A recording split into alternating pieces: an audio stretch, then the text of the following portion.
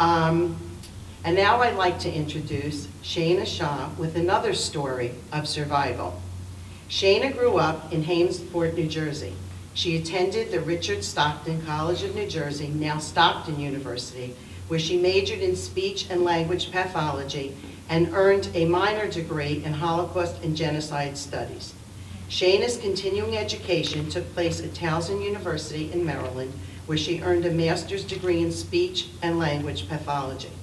After getting married and having children, Shana began working at Advanced ENT, where she evaluates and treats patients with voice and swallowing disorders. While attending college, Shana completed an independent study project which included interviewing her grandmother, Elizabeth Goldstein, about her experiences during the Holocaust. These interviews were documented and were subsequently adopted into a play titled A Comb, a Prayer Book, a Survivor's Story, and a book titled Of Comb, Prayer Book, Sugar Cubes, and Lice, Survivor of 6 Concentration Camps. Shana's grandmother, Elizabeth Goldstein, was born in Hungary in March 1926. She survived 6 concentration camps as a teenager during the Holocaust and has not been able to speak about her experience due to the extreme trauma it caused her. She currently lives in South Jersey near the family of 2 children, 6 grandchildren, and 8 great-grandchildren. Please give a warm welcome to Shana Shah.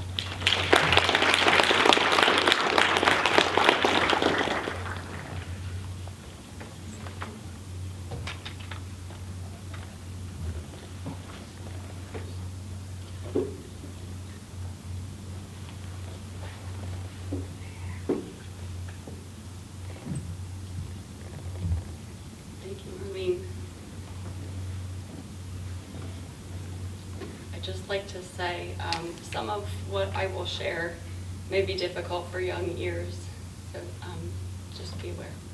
But thank you for having me. Okay. What an honor it is to be here today. I'm humbled and I am nervous.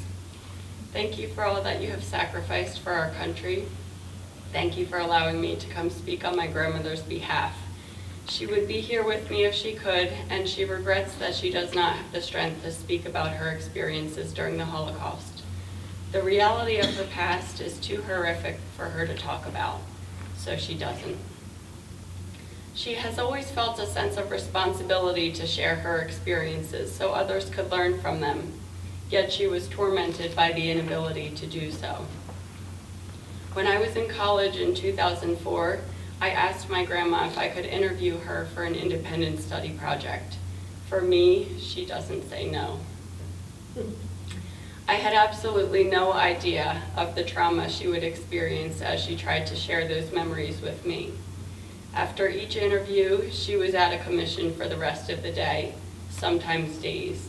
She would vomit, her blood pressure rose, she was physically and emotionally drained. But she tried her best to get through it for me. I'm here to speak to you about what my grandmother shared with me. She told me more than she's ever told anyone before, and in her words, it's only the tip of the iceberg. I'm here to share her experiences so her truth lives on. I think it will be most powerful if I speak her exact words so you can feel the emotion behind them.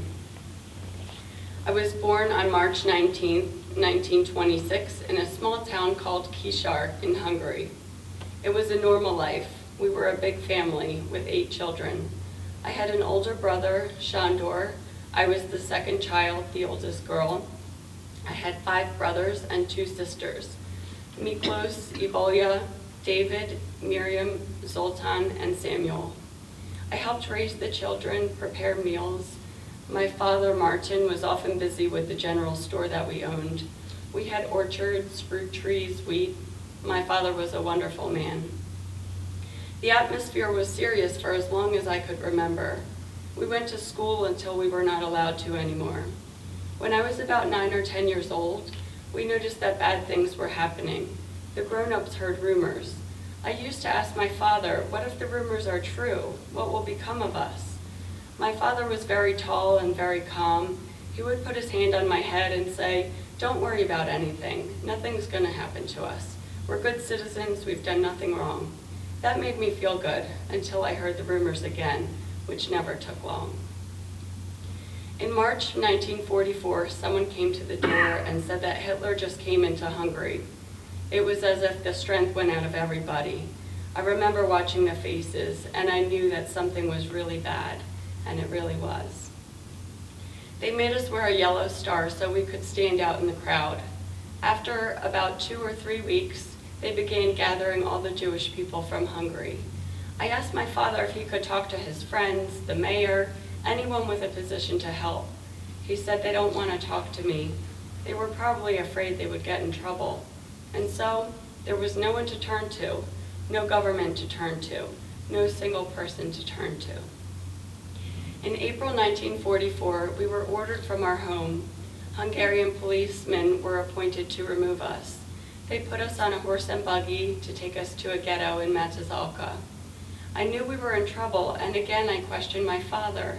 He said, "We'll be okay. They'll send us home in no time.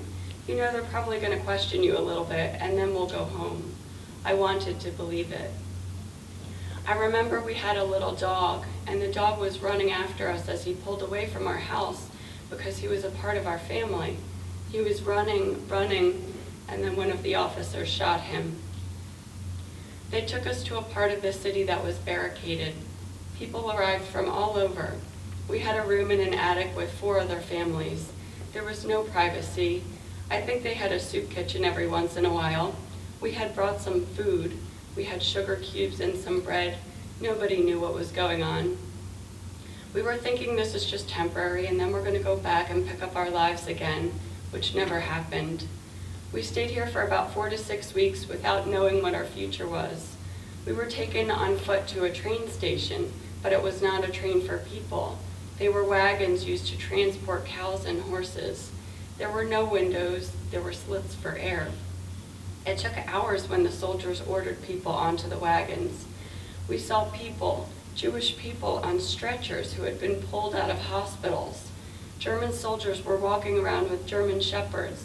We were ordered onto the train, and there was no room. We were like sardines standing up. Somebody called out, "There's no room."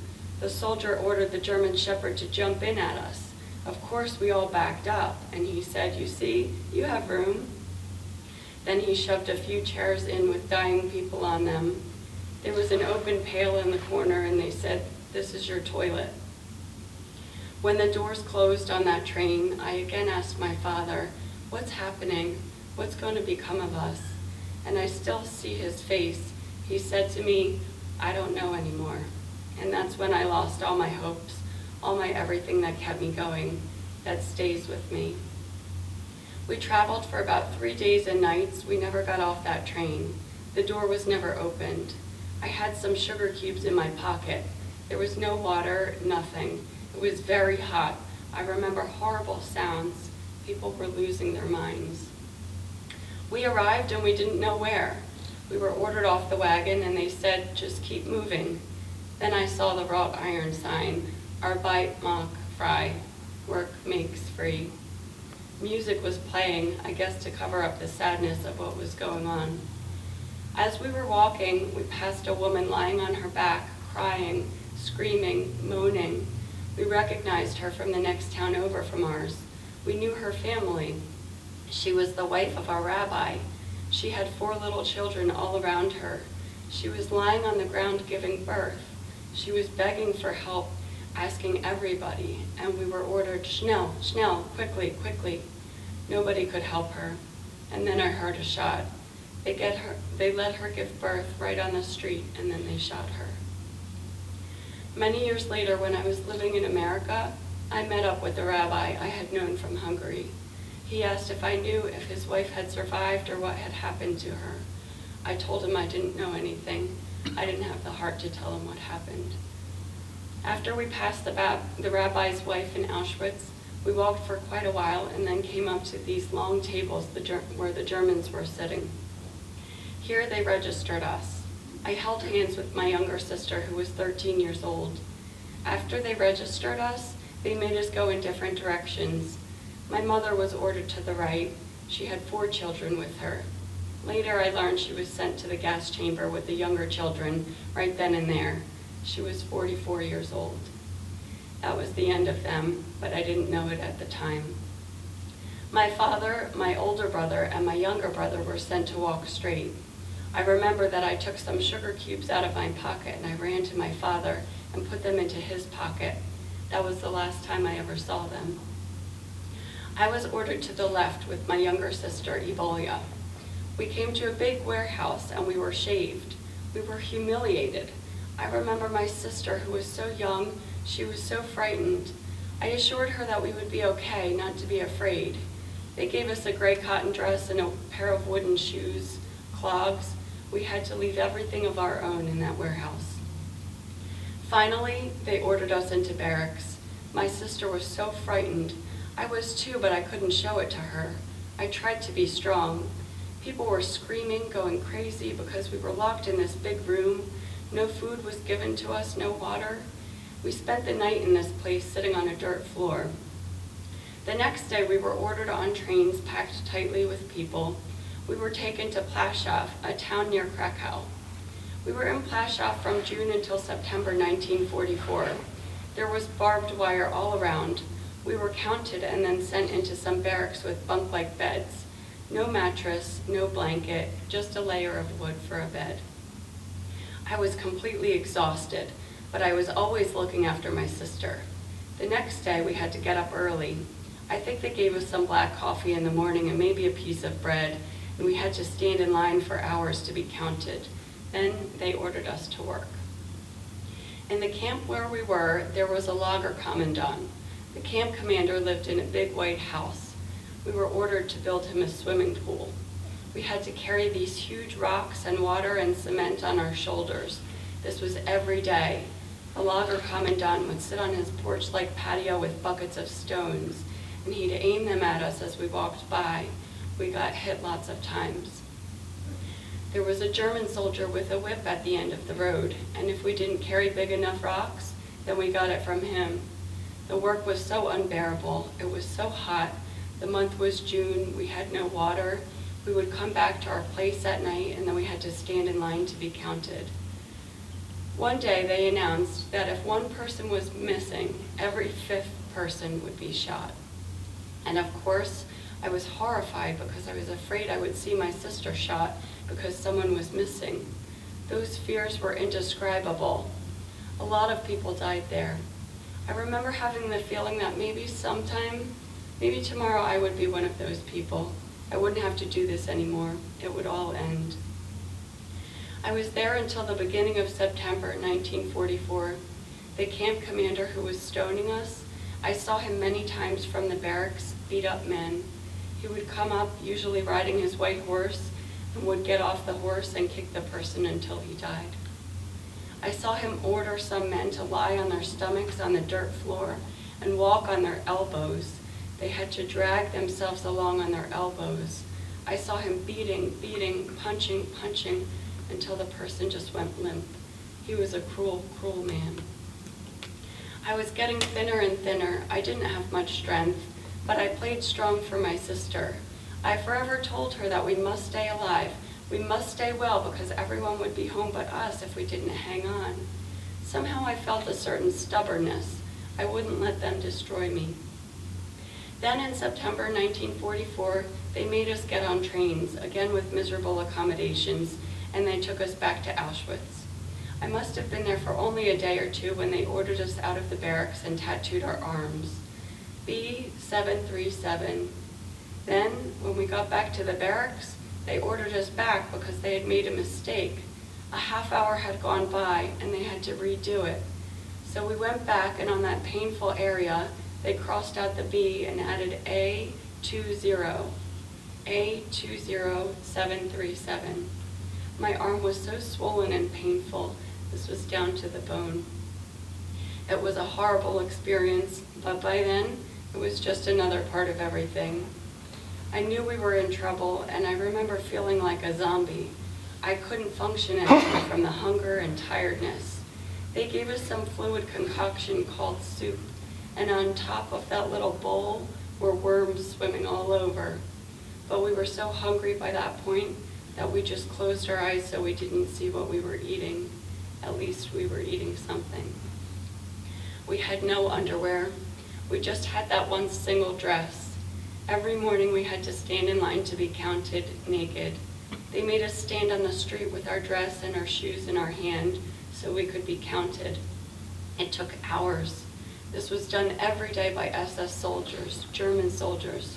Can I tell you how humiliating that was? They were looking for blemishes, for any kind of imperfection. We stayed in Auschwitz like zombies. I was very hungry all the time. They gave us some black coffee or this concoction of liquid and a piece of bread at the end of the day. We weren't doing anything, just walking around. Nobody knew anything. It was horrible. I was there until about mid-October. About a month had gone by. One day they ordered us onto some sort of a train that had no top, like you would take produce or something on it. We traveled a few days and wound up in Germany in the town of Hunsfeld. Here they put us into buildings that had something like bunk beds. It was like heaven because we had a thin blanket. We felt like they finally treated us humanely.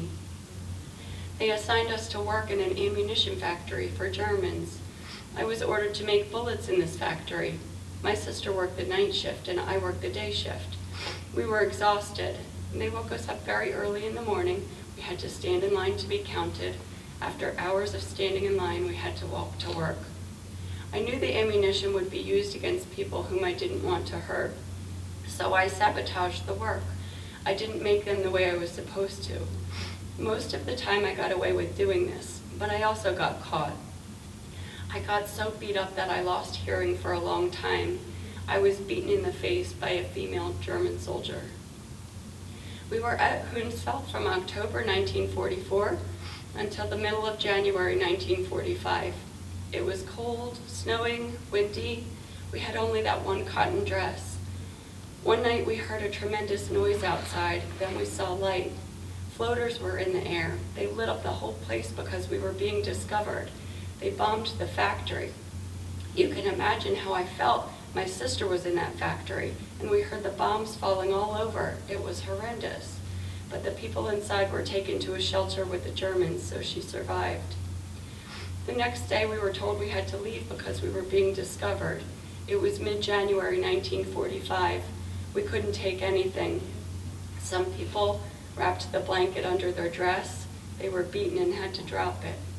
We started to walk in those wooden shoes and that single dress. One by one, people were dropping. There was no shelter, no food. We were eating snow. These young people sat down. They couldn't walk anymore, and they froze to death. Either they were left there or they were shot right in front of our eyes. I was pulling my sister and yelling at the others not to sit down, not to stop.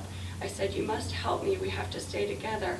I wanted to encourage her to hang on. We walked for 4 to 5 days in bitter cold weather. We never stopped. We were followed by SS men on horseback and in cars. I saw some of the girls just run away from the line. They probably froze on the side of the road. They just couldn't take it. But I had an attitude all the time not to let the Nazis succeed. If I died, then they would have accomplished what they wanted. I was pulling my sister. I remember pulling her just so she would not sit down. But secretly, I felt that maybe if I could fall down, then I wouldn't have to walk anymore. I didn't stay with that thought because I had a certain, not energy, but a will to survive, so I could tell the world what was being done to us for no reason at all. After about 4 or 5 days of walking, we came to a place in Germany called Grossrosen. I don't have to tell you that most of the people didn't make it. I think about 1,000 left Hunsfeld and about 200 arrived in Grossrosen. The rest died on the road. The Nazis had us going back and forth to different concentration camps because lots of camps were being discovered. They grabbed whoever was still available to be gotten rid of and put as many people as they could on these death marches.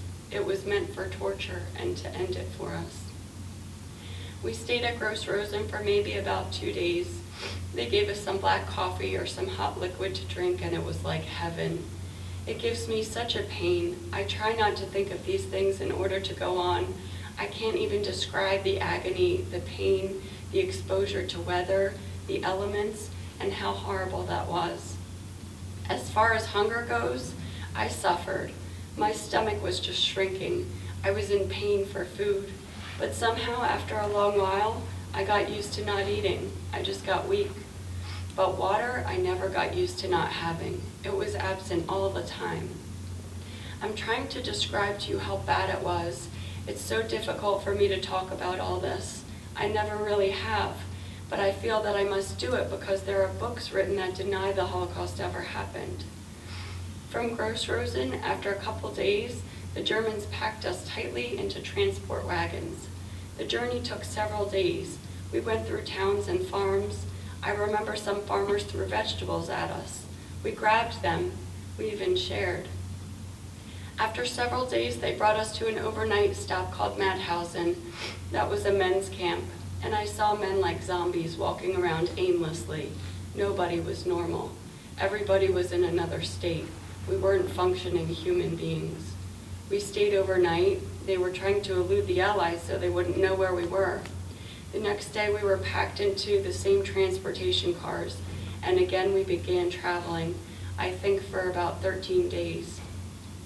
All of a sudden, it dawned on me that I hadn't eaten anything. I looked down at my leg and my arm, and they were like sticks.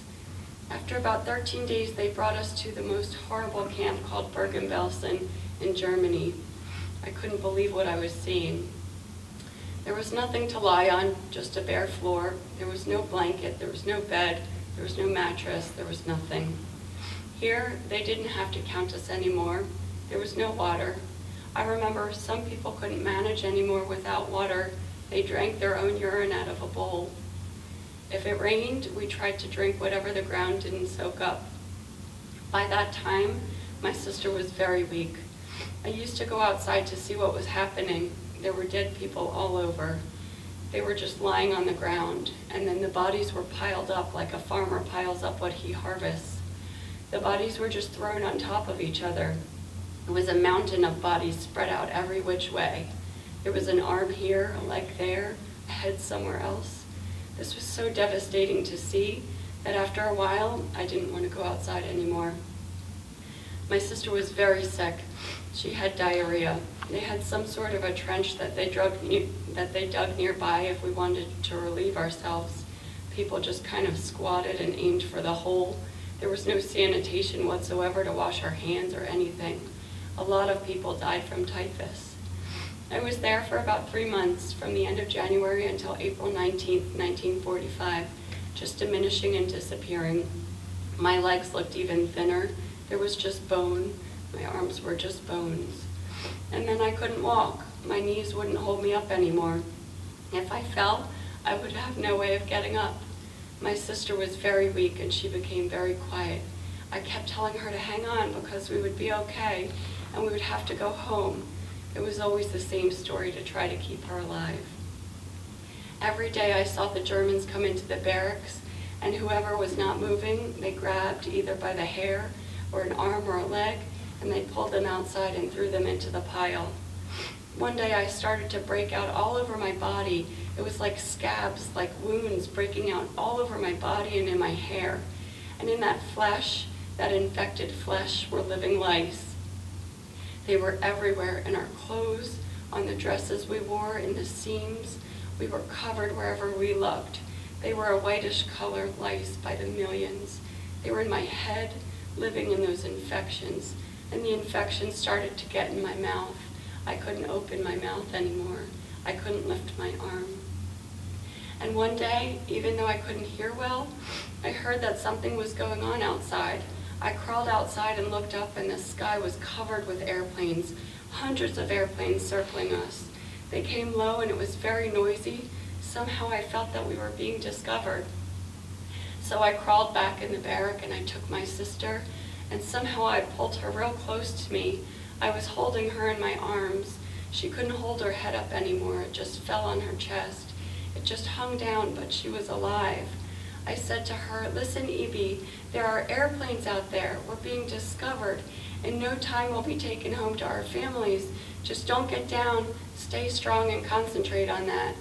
And while I was telling her, she died in my arms. Then somebody came and pulled her out, and that was the end of me. I knew she was in the pile. I was all by myself. That night, soldiers came running into the barracks. They spoke to us in languages we could understand. They were telling us that they were our friends and they were there to help us. They set up emergency hospitals and began taking people out. They told us they'd have food for us and they would get us cleaned up. They were saying all these encouraging things, and I remember I was lying there and I thought to myself, they're not going to take me because I'm not worth it. I'm almost not even alive anymore. But I didn't care by then. It didn't matter. Sorry. I lost my sister, and I couldn't encourage myself anymore because it just didn't matter. I'm sorry. I didn't plan on that happening. Okay. But they did take me. Once at the emergency hospital, they got me in a bed, and then 2 nurses put me in a tub filled with hot water. I couldn't hear then, and I couldn't speak either. Whatever they did to me, they did. But I remember sitting in this tub, and one nurse was holding both my hands, and the other was using a big brush like you would scrub floors with. Sorry. And while I was sitting in this water, she was pulling off all the scabs, all those wounds, and she was cleaning them out with that brush. She had to because there were lice living in them.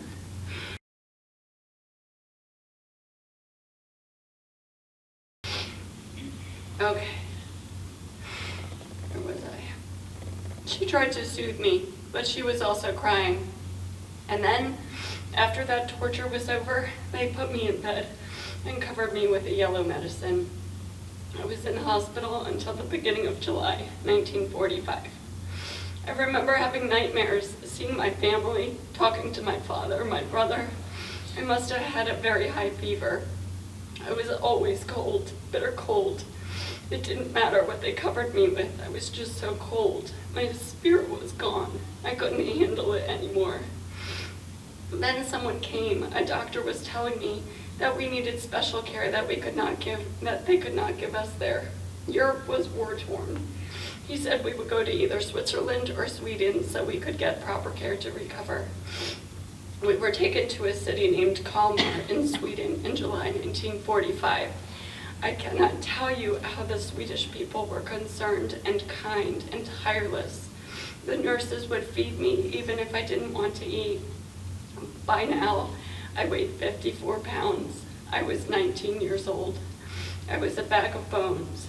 The nurses would tap dance for me. My hair was growing back and they would comb my hair.